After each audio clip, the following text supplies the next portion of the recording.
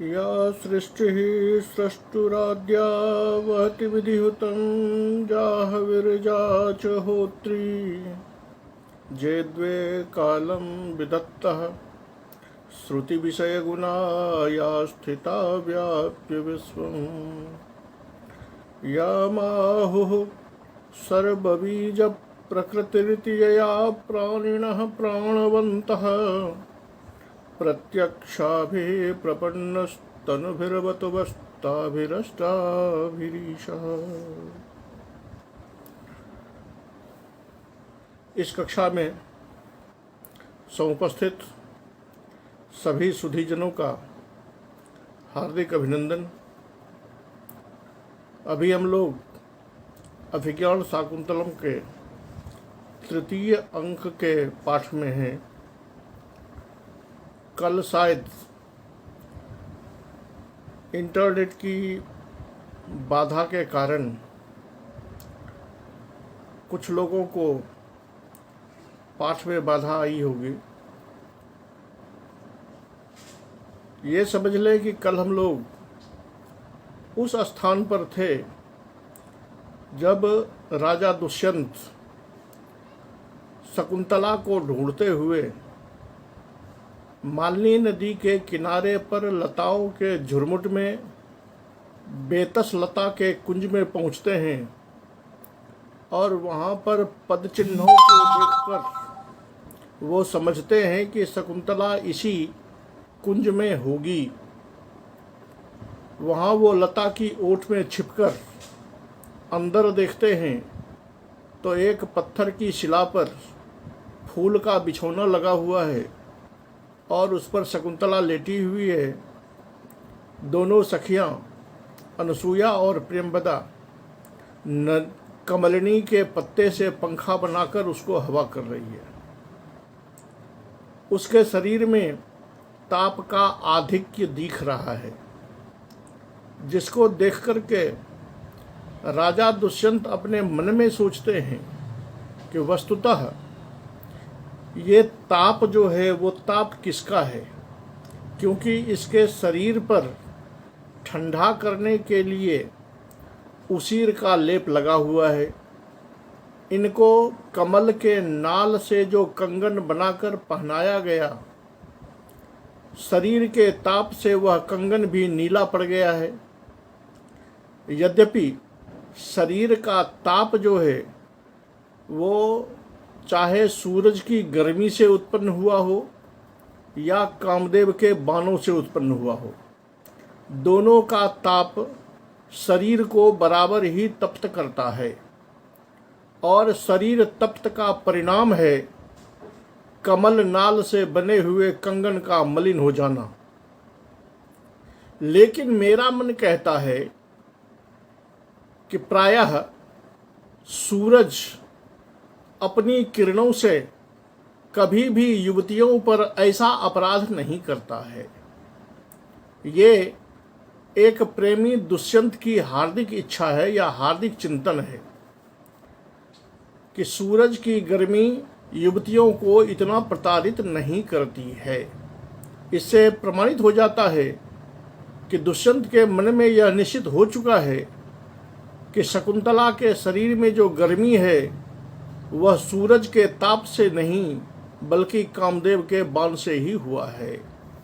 अब इसके आगे हम चलते हैं कि वो आगे क्या सोचते हैं, क्या विचारते हैं और आगे का दृश्य क्या होता है। उधर प्रियंवदा चुपचाप अनसूया को कहती है, वो जनांतिक मुद्रा के साथ, ताकि शकुंतला न सुन सके, कि अनसूये तस्य राजर्षेः प्रथम दर्शनादारभ्य पर्युत्सुकमना शकुंतला न खल्वस्या अन्य निमित्त आतंको भवेत्। कहता है कि अनसूये एक बात सुनो कि जब से उस राजर्षि को, उस राजर्षि से मतलब है कि पहले दिन पहले अंक में जिस राजा दुष्यंत को शकुंतला ने देखा था, और जब से उस राजर्षि को देखा है तब से इस शकुंतला की अस्वस्थता बढ़ने लगी है ऐसी अवस्था में यह तभी से आ गई है। इससे यह ज्ञात होता है कि अस्याह अन्य निमित्त आतंको भवेत्, किसी अन्य निमित्त से इसके शरीर पर यह आतंक हुआ है ऐसा प्रतीत नहीं होता। अब देखिए, वो भी यही सोच रही है कि जब से राजा को देख रहा है, जब से राजा को शकुंतला ने देखा है, तब से शकुंतला का यह शरीर अस्वस्थ हो रहा है। अस्वस्थता के दो कारण, एक गर्मी का लू लगना और एक कामदेव के बाणों का प्रभाव। लेकिन प्रियंवदा कहती है कि जब से शकुंतला ने राजा दुष्यंत को देखा है, तब से इसकी यह गति हो रही है। इससे यह ज्ञात होता है कि अन्य निमित्त आतंको न भवेत्, किसी दूसरे निमित्त से अर्थात सूरज की गर्मी के कारण इसके शरीर पर आतंक नहीं हो सकता, इसका शरीर अस्वस्थ नहीं हो सकता। अनुसूया कहती है, सखी ममापि एतादृशो आशंका हृदयस्य, ममापि हृदयस्य एतादृशी आशंका, अर्थात जैसी तुम आशंका कर रही हो, जैसा तुम अपने मन में सोच रही हो, वैसा ही मैं भी सोच रही हूं।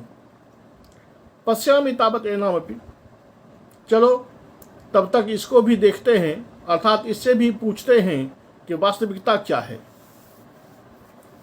सखी प्रष्टव्यासि किमपि, अब वो शकुंतला को कहती है कि देखो सखी, प्रष्टव्यासि किमपि, तुमको मैं कुछ पूछना चाहती हूं। अब अनुसूया ने जो ही कहा कि तुमको मैं कुछ पूछना चाहती हूं, तो उधर राजा जो पेड़ की ओट में छिपे हुए हैं वो खुश हो गए। क्यों? तो अब तो ये बताएगी ही, वक्तव्य में, अब तो ये अपने मन की बातें बताएगी ही, क्योंकि अब सहेली पूछ रही है और अपनी सहेली पूछ रही है तो इसको यह जवाब देगी ही। शशिकर विशदान्यस्यास्तथा हि दुस्सह निदाघ संशीनि भिन्ना श्यामिकया मृणाल निर्माण बलयानी, क्योंकि इसके शरीर का ताप इतना बढ़ गया है कि इसको अपने शरीर पर होते हुए अन्याय का जवाब देना ही पड़ेगा। इसके शरीर का ताप कैसा है वो राजा के शब्दों में देख लीजिए कि शशिकर विशदानी, शशि अर्थात चांद, कर अर्थात किरण, तो शशि किरण विशदानी, शशि के किरणों के समान विशद, विशद से होता है विस्तृत, लेकिन यहाँ विस्तृत किसमें होगा? तो जैसे सूर्य चंद्रमा की किरणें अत्यंत शीतल और उजली होती है, उसी तरह अत्यंत शीतल और श्वेत जो मृणाल का वलय है, वो मृणाल का वलय कैसा हो गया? तो श्यामिकया मृणाल निर्माण वलयानी, मृणाल से बना हुआ जो यह वलय है, जो इसके हाथ का कंगन है, उसकी श्यामिकया, वह उजला मृणाल जो चंद्रमा के किरणों के समान उजला है, वो अब इसके हाथों में आकर काला पड़ गया है। तो उस कालिमा से यह ज्ञात होता है कि दुस्सह निदाघ संशीनी, दुस्सह निदाघ, निदाघ मैंने गर्मी का मौसम, प्रचंड गर्मी, वो भी ऐसा जो दुस्सह, जो कदापि सहने के लायक न हो, असहज हो। तो मृणाल के वलय का काला होना इस बात को प्रमाणित करता है कि इसके शरीर का जो ताप है वह दुस्सह हो चुका है, वह असहनीय हो चुका है। तो इतना जब ताप है और ऐसी अवस्था में इसकी सहेली इसे पूछ रही है, तो निश्चित रूप से यह अपनी सहेली को इस ताप का कारण जरूर बताएगी। शशिकर विशदानि अस्याह शकुंतलायाः शशिकर विशदानि मृणाल निर्माण वलयानि, चंद्रमा की किरणों के समान विस्तृत अत्यंत उज्ज्वल जो मृणाल वलय है वो वलय श्यामिकया दुस्सह निदाघ संशीनी, अपनी श्यामिका के द्वारा, अपनी कालिमा के द्वारा यह बता रही है कि इसके शरीर का जो ताप है वह दुस्सह हो चुका है। यहाँ इसके शरीर का ताप जो है वो दुस्सह हो चुका है, अत्यंत कठिन हो चुका है, असहनीय हो चुका है। ये किससे ज्ञात हो रहा है? तो श्यामिकया, उस मृणाल वलय की श्यामिका से, मृणाल वलय की कालिमा से यह ज्ञात हो रहा है। इसलिए यहाँ स्पष्ट रूप से काव्यलिंग अलंकार जो है वो अपना चमत्कार स्पष्ट कर रहा है। शकुंतला कहती है, उस समय शकुंतला पूर्वार्धेन शयनाद उत्थाय, जैसे बेड पर लेटी हुई है तो अपने गर्दन की ओर से अपने शरीर को आधा उठाकर, पूरा नहीं उठी है, गर्दन की तरफ से अपने शरीर को आधा उठाकर कहती है कि हला भन जदबक्तु कामासी। क्योंकि इससे पहले अनसुया ने पूछा था कि कुछ पूछना है, तो वो कहती है भन जदबक्तु कामासी, पूछो, तुम्हें जो पूछना है वह पूछ लो। तो अनसुया कहती है हला शकुंतले अलब्धांतरा वयम ते मनोगतस्य वृत्तांतस्य, ते मनोगतस्य वृत्तांतस्य अलब्धांतरा वयम, तुम्हारा मनोगत, तुम्हारे हृदय में क्या हो रहा है, तुम्हारे मन में क्या व्यथा है, ये मुझे ज्ञात नहीं है, इसका मुझे पता नहीं चल रहा है। अलब्धांतरा नो लब्धम अंतरा, अर्थात उसमें मेरा कोई प्रवेश नहीं है। तुम्हारे हृदय में क्या चल रहा है ये मेरे समझ में नहीं आ रहा है। किंतु जादृशो इतिहास कथानुबंधेषु काम जनानाम अवस्था श्रूयते तादृशी तवेति तर्कयामि। लेकिन इतिहासों में सुनाई कथाओं में जो हमने सुना है उसमें और तुम्हारे शरीर के ताप को जब देखती हूँ तो पता चलता है कि उस सुनाई कहानी में या इतिहास के प्रबंधों में कामी जनों की, काम से पीड़ित लोगों की जो अवस्था होती है वैसी ही अवस्था हमें तुम्हारी दिखाई दे रही है। ये मैं नहीं कह रही हूँ कि तुम्हारी भी ऐसी अवस्था हो या तुम उसी अवस्था में हो, क्योंकि मुझे तो ये पता ही नहीं है कि तेरे हृदय में हो क्या रहा है।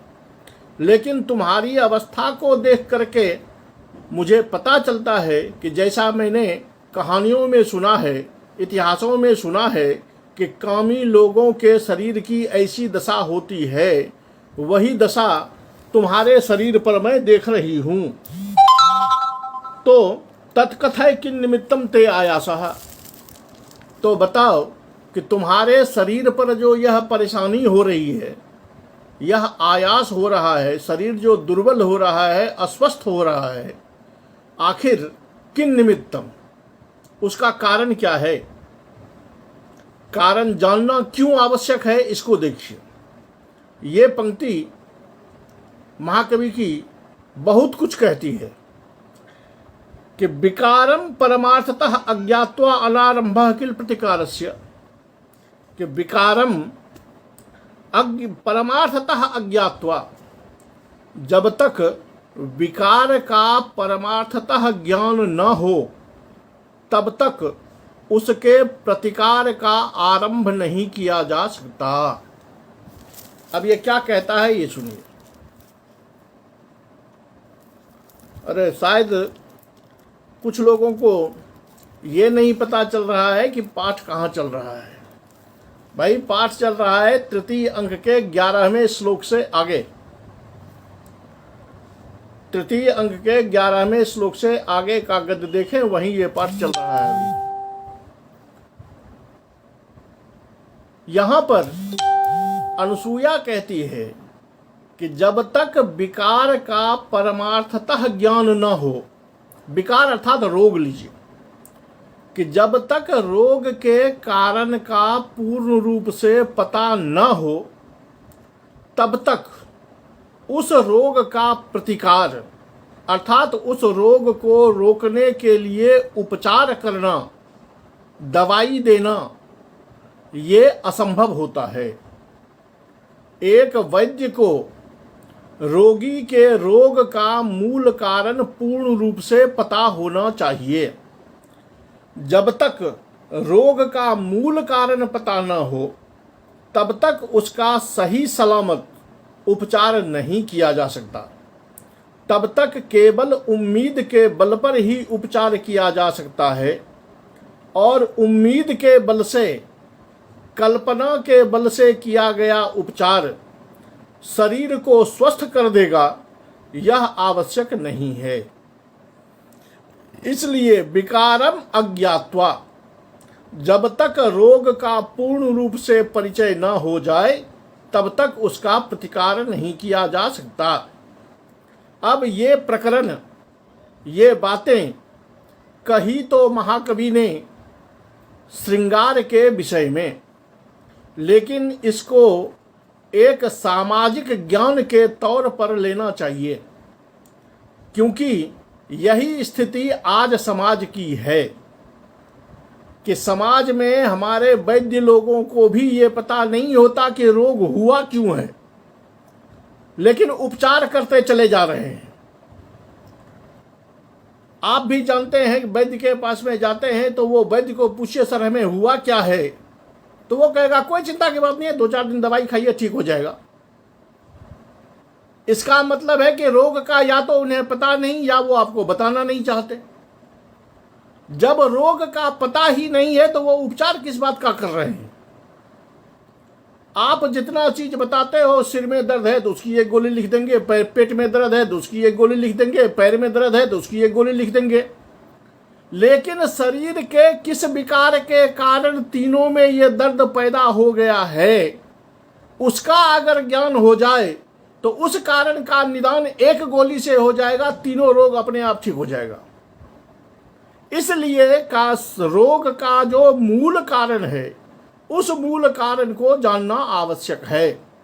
यहां भी आप देख लीजिए कि शकुंतला के शरीर में जो अस्वस्थता है उसके 2 कारण हैं कि शरीर में ताप तो हो सकता है, और ताप का कारण है मृणाल वलय का काला पड़ जाना, जो प्रमाणित करता है कि शरीर में ताप है। लेकिन उस ताप का कारण क्या है? ताप का कारण 2 हो सकता है, या तो कामदेव के बाणों का प्रभाव हो या सूरज की किरणों का प्रभाव हो।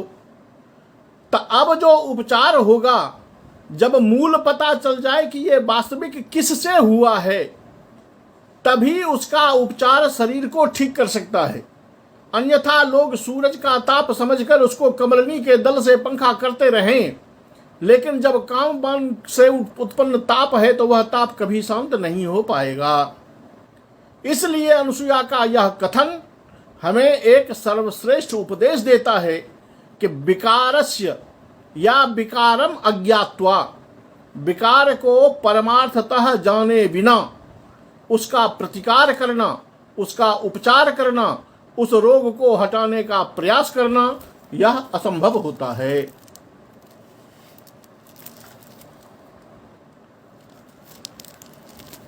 इस बात को जब राजा ने सुनी तो राजा बड़े खुश हुए। कहता लगता है कि अनसूययापि मदीयस्तर्कोवगतः, जैसा मैं सोचता हूँ, जैसा मैं बोलना चाहता हूँ, वैसा ही यह अनुसूया पूछ रही है। तो लगता है कि अनुसूया मेरे तर्कों से अवगत हो चुकी है कि मैं क्या सोच रहा हूँ, मैं क्या पूछना चाहता हूँ। इस बात से ये जो अनुसूया है वह पूर्ण रूप से अवगत हो चुकी है, इसीलिए वह मेरा मनोनुकूल प्रश्न कर रही है। तब तक शकुंतला कहती है अपनी सहेली को, बलियान आयासः, मेरे शरीर में बहुत अधिक अस्वस्थता है, मेरे शरीर में बहुत ज़्यादा रोग आ चुका है, न शक्नोमि सहसा निवेदयितुम, ये मैं तुमको इतनी जल्दी नहीं बता सकती या एक क्षण में नहीं बता सकती कि मेरा शरीर इस अवस्था में कैसे पहुंचा है या कैसे यह अस्वस्थता दिनानुदिन बढ़ती चली जा रही है। ये बात सुनते ही प्रेमवदा कहती है सुष्ठ खल्वेशा अभिनति, कि बात तो सही है, यह ठीक कह रही है, क्योंकि लगातार शरीर का कमजोर होना, एक स्वस्थ लड़की का एकाएक कमजोर हो जाना और लगातार कमजोर होते जाना, इसमें जरूर कोई गहरा रोग है। लेकिन वो कहती है कमेतम आत्मानम उपद्रवम निगूहसी, कहता है कि ये तो ठीक है कि तुम जल्दी नहीं बता सकती, लेकिन मैं तुमको ये पूछती हूं कि एतत् आत्मानम उपद्रवम आत्मनः उपद्रवम कम निगूहसी, अरे तुम्हारे शरीर पर, तुम्हारे मन में यह उपद्रव हो रहा है, यह उथल पुथल हो रहा है, जिसके कारण तेरा शरीर जो है वो अस्वस्थता में जा रहा है, शरीर कमजोर पड़ रहा है, शरीर समाप्त हो रहा है, और फिर भी तुम कह रही हो कि मैं इस रोग का कारण नहीं बता सकती। तो मैं पूछती हूँ आखिर तुम किससे छिपाना चाहती हो? अनुदिवसम खलु पर ही ऐसे, जरा गौर तो करो अपने शरीर पर कि लगातार प्रतिदिन प्रतिपल तुम्हारा शरीर क्षीण होता जा रहा है, प्रतिपल तुम दुबली होती जा रही हो, शरीर में अस्वस्थता घर कर रहा है, और फिर भी तुम कह रही हो कि मैं अपने रोग का कारण इतनी जल्दी नहीं बता सकती। आखिर मैं ये पूछती हूँ कि इस कारण को तुम किससे छिपाना चाहती हो, हमसे या किसी और से या अपने से? अंगेषु लावण्यमयी छाया केवलम त्वाम पुष्णाति केवलम त्वाम न मुंचति, अपने शरीर को देखो कि तेरे शरीर पर अब केवल स्वरूप की छाया मात्र ही रह गई है। स्वरूप यानी सुंदरता जो है तुम्हारी, उस सुंदरता का छाया मात्र ही, यानी छाया ने ही तुमको नहीं छोड़ा है, बाकी शरीर के सारे अंगों ने तुम्हारा साथ देना छोड़ दिया है। शरीर में जो मजबूती थी, शरीर में जो पुष्टपन था, जो पुष्टता थी, वो सारी तुम्हारी समाप्त हो गई। केवल शरीर का लावण्य ही, सौंदर्य ही बचा हुआ है, वो भी सौंदर्य की छाया मात्र बची है, क्योंकि सौंदर्य का पूर्ण रूप से पोषण तो तब होगा जब शरीर स्वस्थ रहे, लेकिन शरीर तो तुम्हारा पूर्ण रूप से अस्वस्थ हो चुका है। फिर भी तुम इस अपने उपद्रव को, अपने आतंक को, अपने रोग को किससे छिपाना चाहती हो, पता नहीं। अब जो ही प्रियंवदा ने कहा कि इस शकुंतला के शरीर पर केवल लावण्य की छाया मात्र बची है, देखने में केवल मतलब झांकी जो है वही केवल सुंदर लग रहा है, अन्यथा शरीर में अब कोई दम नहीं बचा है। तो राजा को लगता है क्या सही में ऐसा हो रहा है? ये जैसा कह रही है प्रेमवदा, वास्तविक में इसके शरीर को देखा जाए तो ऐसी ही स्थिति है। अब उसके शरीर का वर्णन करते हैं राजा। अभितथमाह प्रेमवदा, कि यह प्रेमवदा जो कह रही है कि इसके शरीर की अस्वस्थता के कारण शरीर में केवल लावण्य की छाया मात्र ही शेष रह गई है, वो यह सत्य कह रही है, क्योंकि इसके शरीर को देखिए कितना कमजोर हो चुका है। क्षामक क्षाम कपोल मानन मुरह, क्षामक क्षामम अत्यंत दयनीयम, अत्यंत दुबला हो गया है, अत्यंत खिन्न हो चुका है। क्या? त कपोल, ये दोनों कपोल जो पुष्ट थे पहले, वो अब दुर्बल हो चुके हैं, दुबले हो चुके हैं। कपोलम, आननम, उरह, तीनों, इनका सीना, इनका कपोल और इनका पूरा मुंह अत्यंत क्षीण हो चुका है। एक विशेष ये बताता है कि इसके शरीर में कितनी दुर्बलता आ गई है। काठिन्य मुक्त स्तनम, युवती होने के नाते इसके स्तनों में जो कठोरता थी वह कठोरता ढीली पड़ चुकी है शरीर की कमजोरी के कारण। काठिन्य मुक्त स्तनम मध्य क्लांत तरह, एक तो यह दुबली पतली पहले ही थी, तन्वी कह के पहले ही परिभाषा, कृषांगी कह के पहले ही परिभाषा की है। अब यह कहते हैं कि मध्य क्लांत तरह, इसका जो मध्य भाग है, जो कमर है, अतिक्लांत, अत्यधिक थका हुआ, अत्यधिक कमजोर सा दिखाई दे रहा है। मध्य क्लांत तरह प्रकाम विनता वंशौ, ये दोनों कंधे जो हैं वो प्रमाण से अधिक झुक गए हैं। थक जाने के बाद, शरीर में कमजोरी आ जाने के बाद कंधे ढीले पड़ जाते हैं, थोड़े झुके हुए से लगते हैं। लेकिन उसको ये कह रहे हैं कि प्रकाम विनतौ अंशौ, न केवलम विनतौ अंशौ अपितु प्रकामम विनतौ अंशौ, दोनों कंधे अत्यधिक मात्रा में झुक गए हैं, जो बताते हैं कि शरीर की कमजोरी अत्यधिक हो गई है।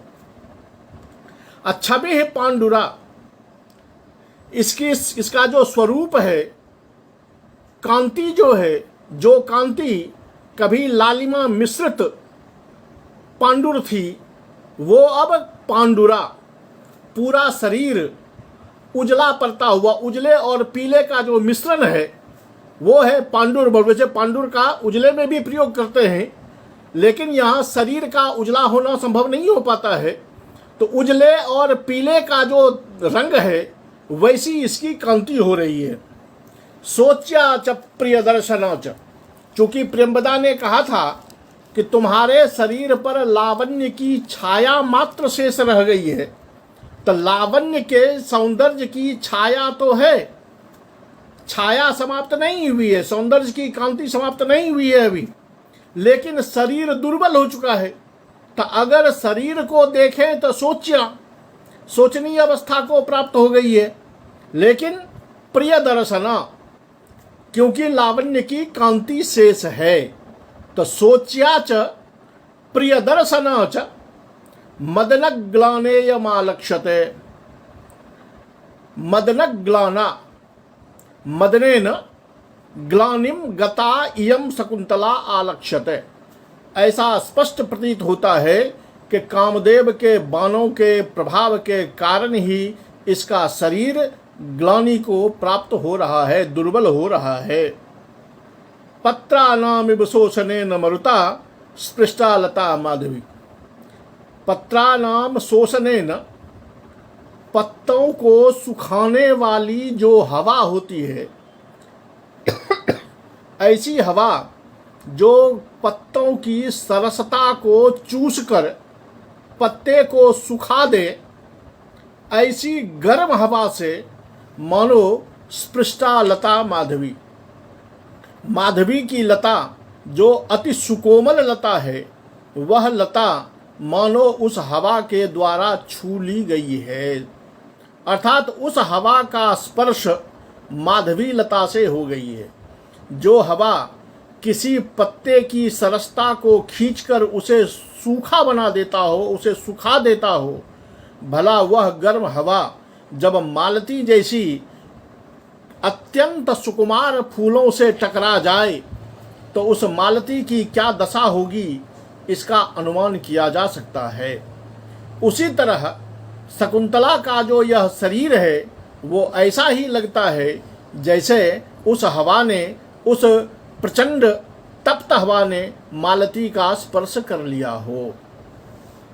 अब देखिए कि श्लोक तो महाकवि लिख गए कि क्षाम कपोल मानन मुरह काठिन्य मुक्त स्तनम मध्य क्लांत तरह प्रकाम विनता वंशौ छवि पांडुरा सोच्या च प्रियदर्शना च मदन ग्लानेयमालक्ष्यते पत्रानामिव शोषणेन मरुता स्पृष्टा लता माधवी। अब यहां देखिए वही कहते हैं ना कि कवि अगर सिद्ध हो तो वस्तुतः अलंकार लिखने के लिए कवि कोई अलग से प्रयास नहीं करता। वो अपनी बातें जो सुनाना चाहते हैं, जो समझाना चाहते हैं, वही कहते चले जाते हैं। लेकिन सिद्धता इसमें है कि उस पंक्ति में अलंकार अपने आप टोकरी भर भर कर अपने आप अलंकार उसमें छटकता हुआ नजर आता है। अब यहां देखिए अलंकार कितने हैं। एक तो जो कहा कि तुम्हारा शरीर दिन रात अस्वस्थ होता चला जा रहा है, तो उस अस्वस्थता के कारण में कि कैसे जाना कि शरीर अस्वस्थ है, तो उसको बता रहे हैं कि क्षाम क्षाम कपोल मानन मुरह, एक कारण सब चीज दुबला हो गया है। काठिन्य मुक्त स्तनम, दूसरा कारण। मध्य क्लांत तरह, तीसरा कारण। प्रकाम विनता वंशौ, चौथा कारण। छवि पांडुरा, पांचवा कारण। तो शरीर अस्वस्थ हो गया है, इसको बताने के लिए पांच पांच उपाय बताए गए। तो एक कार्य को बताने के लिए ढेर सारे कारण जब दिखाए गए हैं तो समुच्चय अलंकार है, जो स्पष्टतया दिखाई दे रहा है। दूसरा, सोच्या च प्रिय दर्शना च, यह सोचनीया भी है और देखने में सुंदर भी है। प्रियम दर्शनम जस्या तादृशी यम शकुंतला। तो सोच्या और प्रिय दर्शना ये दोनों परस्पर विरोधी है।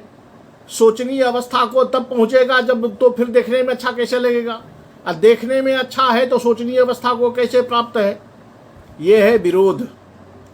लेकिन शरीर से सोच्या और लावण्य से प्रिय दर्शना, क्योंकि वो कामी देख रहा है तो उसका लावण्य कभी हट नहीं सकता उसकी नजरों में, इसलिए यह विरोधाभास अलंकार है।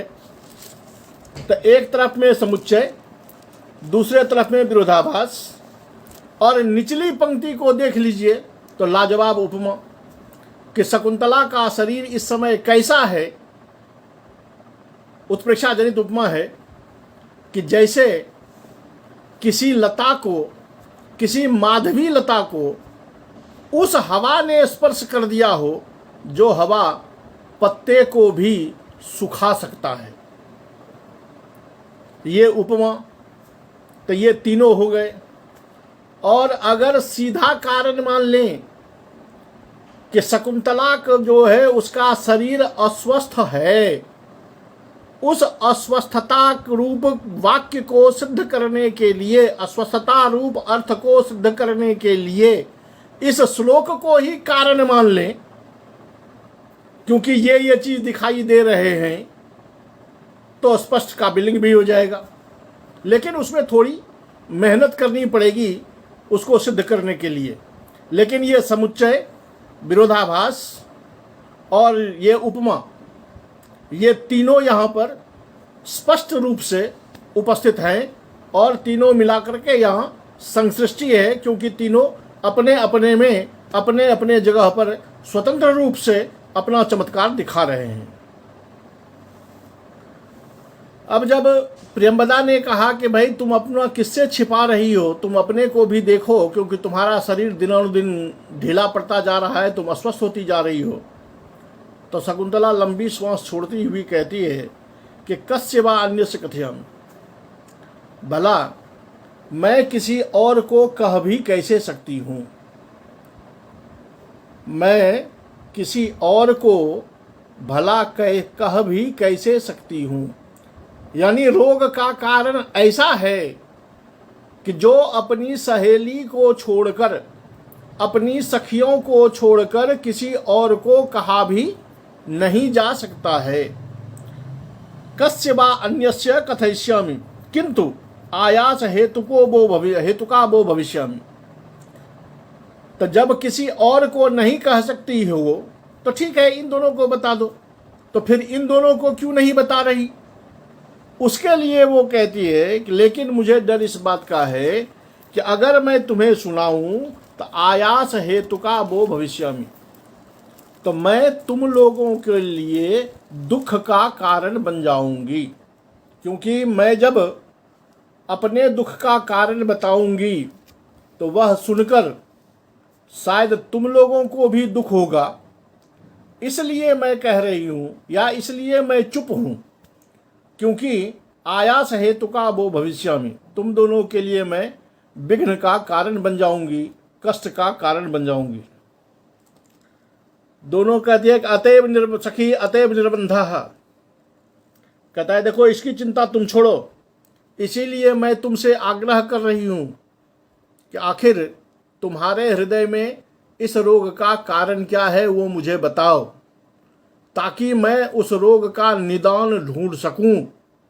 तुम किसी और को कह नहीं सकती, और हम दोनों को छोड़कर तुम्हारी कोई तीसरी सहेली है नहीं, इसीलिए मैं पूछ रही हूं कि तुम कारण बताओ।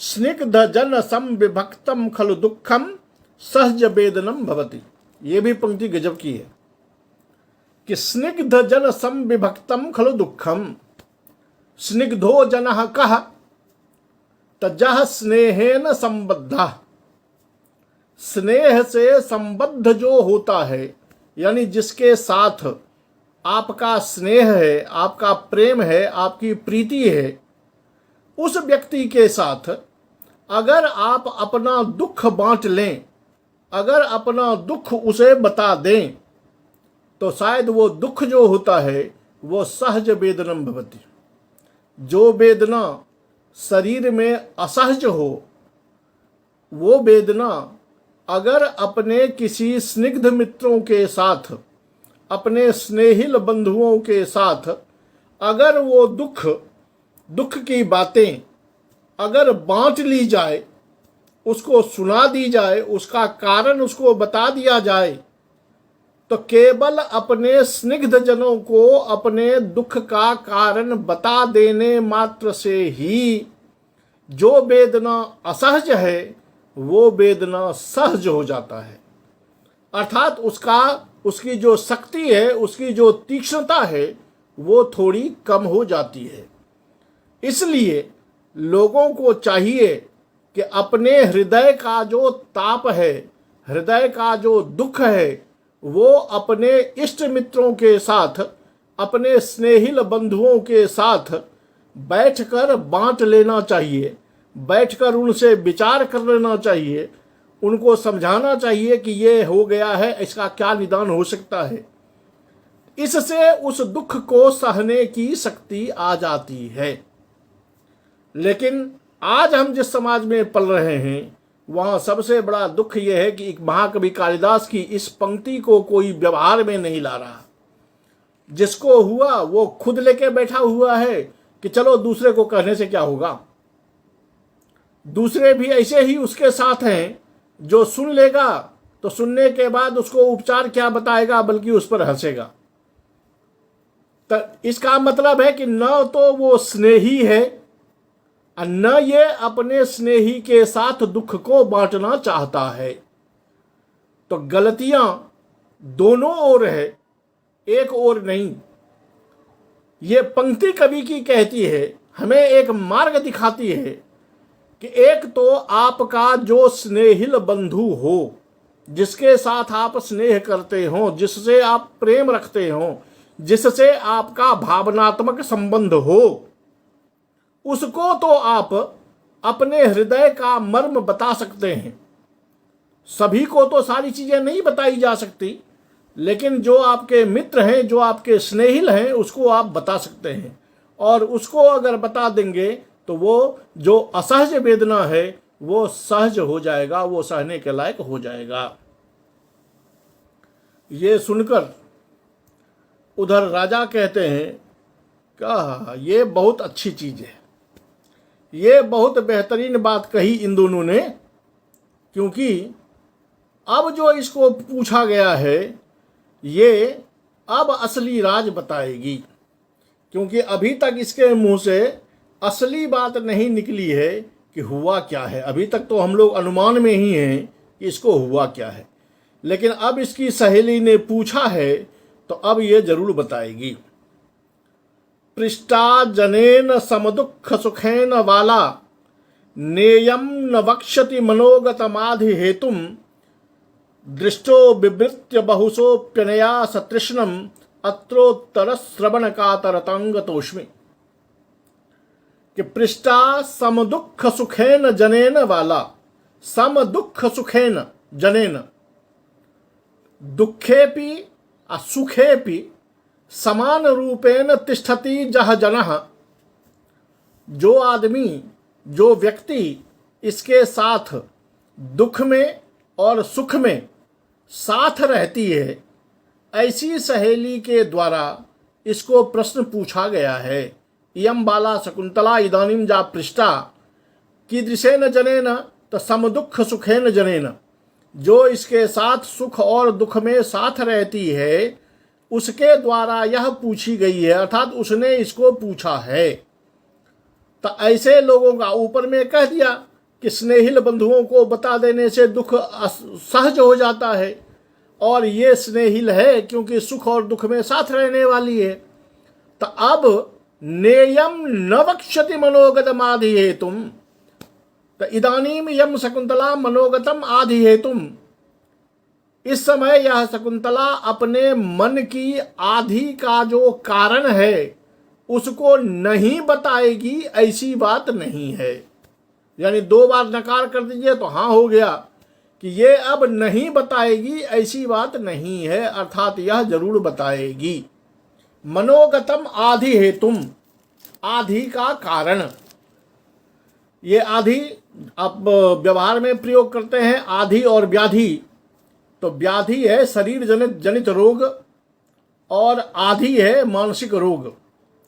जो मन ही मन होता है, शरीर से दिखाई नहीं देता, उसको हम कहते हैं आधि।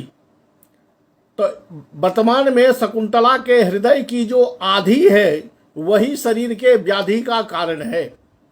तो मनोगतम आधि हेतुम, अपने मनोगत आधि का कारण यह नहीं बताएगी, ऐसी बात नहीं है, अर्थात यह अवश्य बताएगी।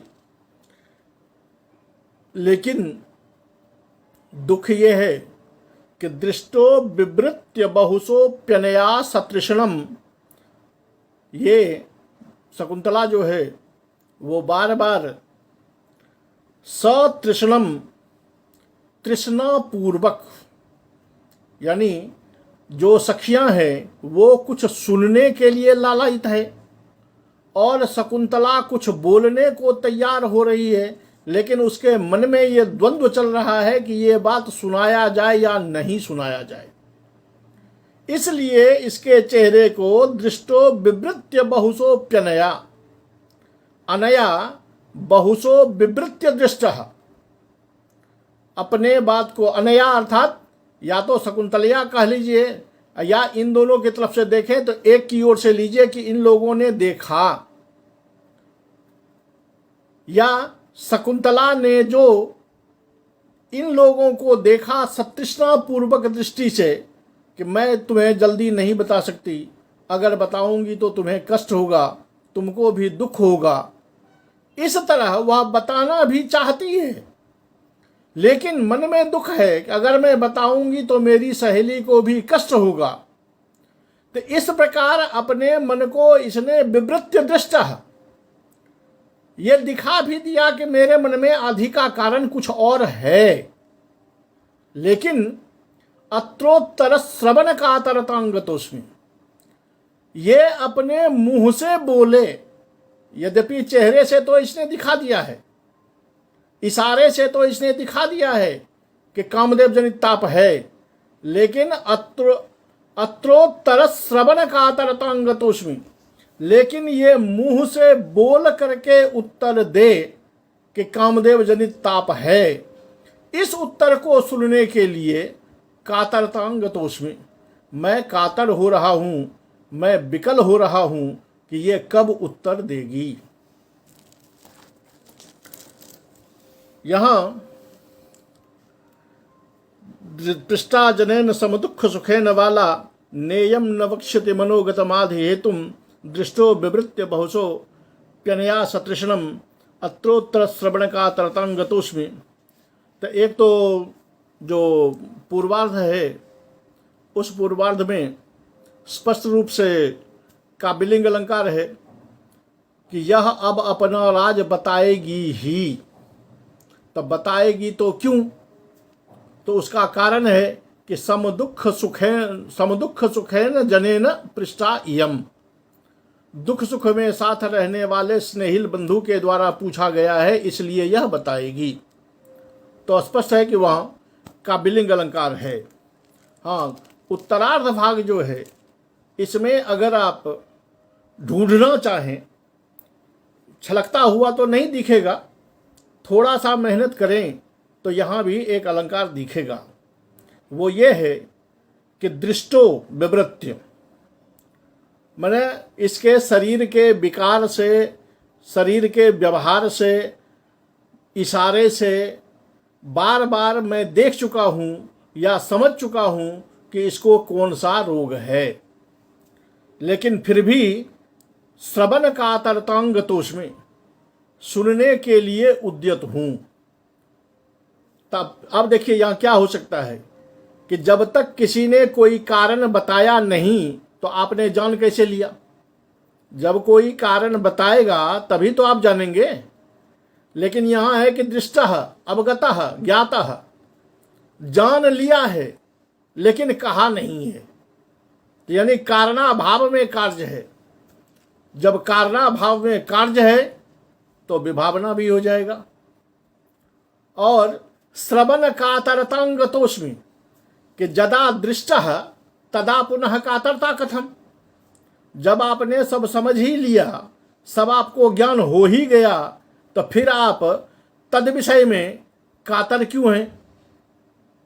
तो यहाँ कारण होते हुए भी कार्य नहीं हो रहा है, क्योंकि कातरता का अब कोई कारण बच नहीं गया है। अकातरता का कारण है, लेकिन अकातरता नहीं बल्कि कातरता हो रही है। तो इस तरह विभावना और विशेषोक्ति भी हो सकती है।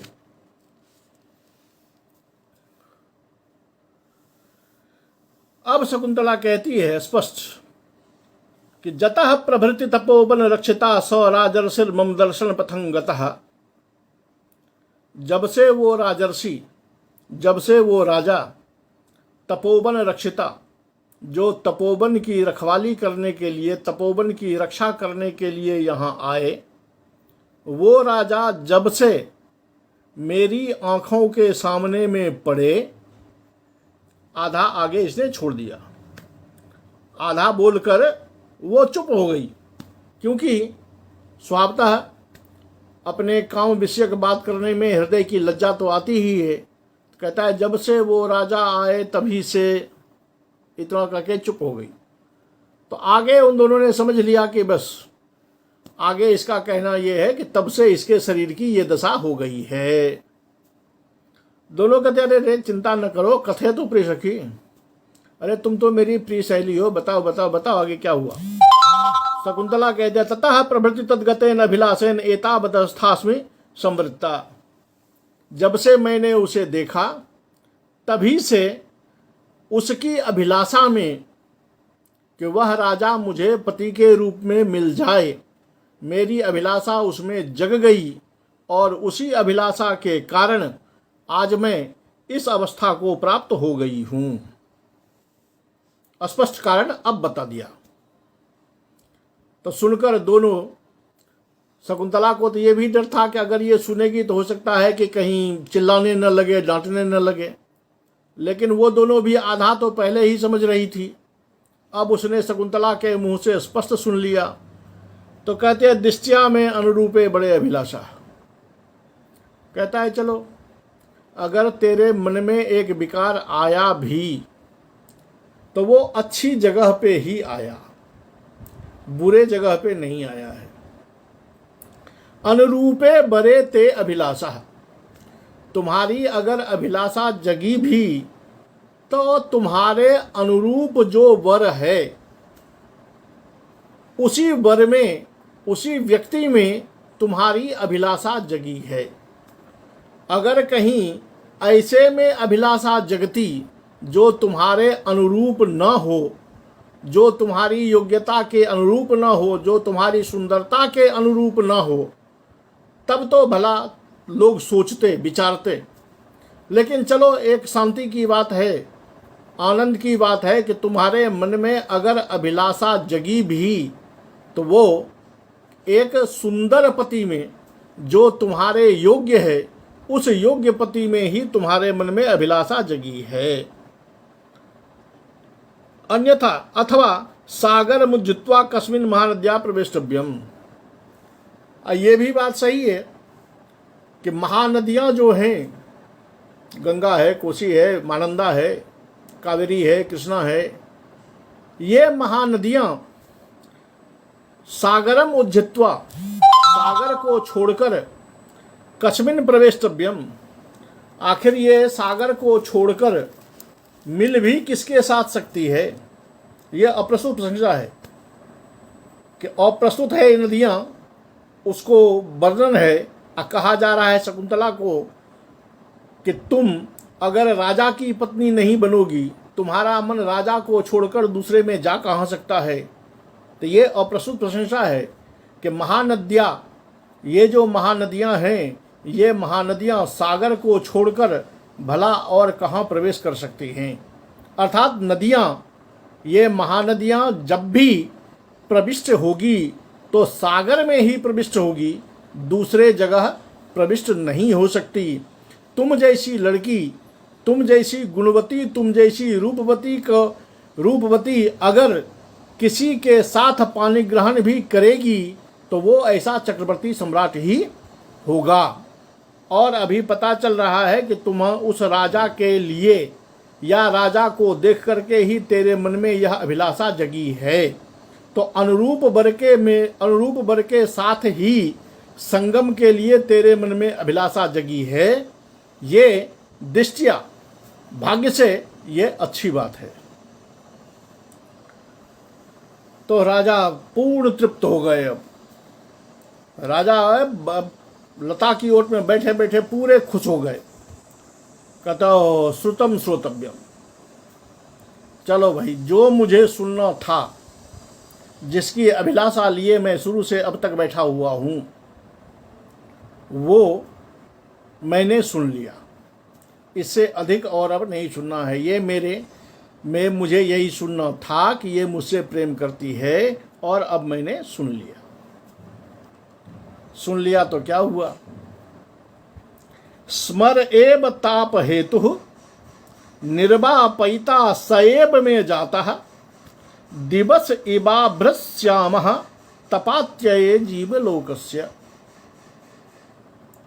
कि जो कामदेव मेरे हृदय को ताप देने वाला था, स्मर एव ताप हेतु, कामदेव ही मेरे हृदय के ताप को करने वाला था। मेरा हृदय जो तप्त हो रहा था वो कामदेव के कारण ही हो रहा था।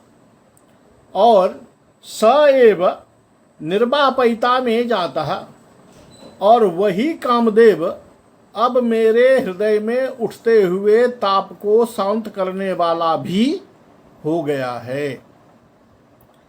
दिवस इव अभ्रश्यामः, कैसे?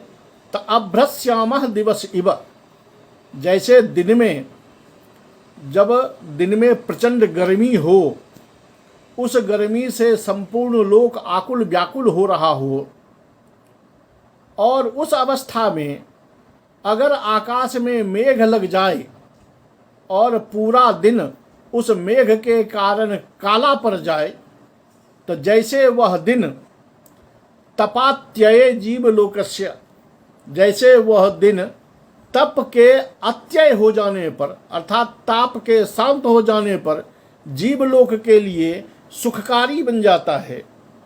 इसको ऐसे समझिए कि जैसे दिन में प्रचंड गर्मी हो, तो दिन ने ही प्रचंड गर्मी किया, जिससे जीवलोक विकल होने लगे। लेकिन वही दिन अगर अभ्रश्याम हो जाए, अगर मेघ से काला पड़ जाए, मेघ लग जाए, तो ताप शांत हो जाता है। रहता तो दिन ही है, लेकिन ताप कम हो जाता है। तो वो ताप कम हो जाने के कारण अभ्रश्यामः दिवसः, लोक के लिए सुखकारी हो जाता है, लोक के ताप को शांत करने वाला हो जाता है, तो वही दिन जो लोगों के लिए ताप करने वाला था वही ताप को शांत करने वाला भी हो जाता है। तो उपमा लगा लीजिए कि जैसे अभ्रश्यामः दिवसः, जैसे मेघ से काला पड़ा हुआ दिन लोगों के लिए तब पहले तो ताप का कारण होता है, लेकिन अभ्रश्याम हो जाने के बाद वह लोगों के लिए ताप का निवारक हो जाता है। वैसे ही यह कामदेव पहले तो मेरे हृदय के ताप का कारण था, अब मेरे हृदय के ताप का निवारक हो गया है। तो जो ताप करने वाला है वो ताप का निवारक कैसे हो सकता है, ये सोचकर यहाँ विरोध उपस्थित होता है। लेकिन जब कामदेव के बाणों का ताप राजा दुष्यंत के हृदय में था तो वह ताप था, और अब जब उसे पता चला कि जिसको वह चाहता है अर्थात शकुंतला को, उस शकुंतला पर भी काम का प्रभाव है, तो जब प्रेमी को ये पता चल जाए कि मेरी प्रेमिका भी मेरे लिए उतनी ही प्यासी है जितना मैं प्यासा हूँ, तो स्वभावतः है मन की शांति हो जाएगी। तो यही कामदेव जब इधर था तो ताप करने वाला था, अब नायिका पक्ष में चला गया तो उसको देखकर अब नायक के मन में शांति हो गई, तो वही कामदेव ताप का कारण भी था, वही कामदेव ताप की शांति का कारण भी हो गया। तो ये विरोधाभास अलंकार है। और नीचे की पंक्ति से जोड़ लें तो ये उपमा है कि जैसे दिन लोगों के ताप का कारण होता है, लेकिन अभ्रश्याम होने के बाद वह ताप का निवारक होकर के लोगों के सुख का कारण हो जाता है, उसी तरह जब कामदेव मेरे पक्ष में था तो मेरे ताप का कारण था, अब वही कामदेव जब शकुंतला के पक्ष में है तो वो मेरे ताप का निवारक हो गया है। तो वही कामदेव मेरे लिए ताप का कारण था, अब वही कामदेव मेरे लिए ताप का निवारण करने वाला हो गया है। इस तरह अब राजा पूर्ण रूप से निश्चिंत हो गए कि अब शकुंतला ने मान लिया कि वो मुझसे प्रेम करती है।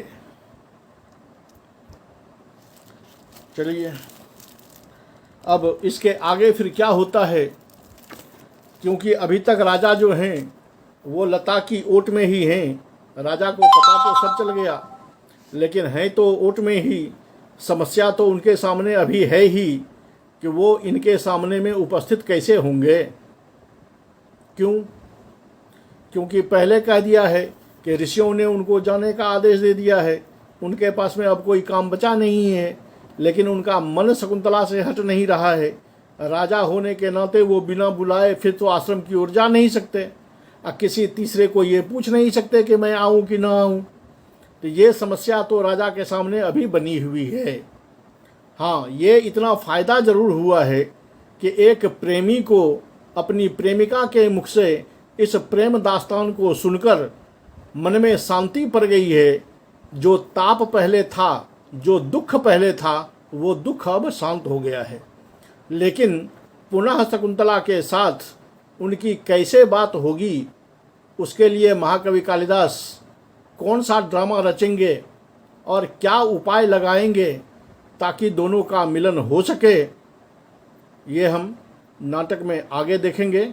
वो कल के पाठ में होगा।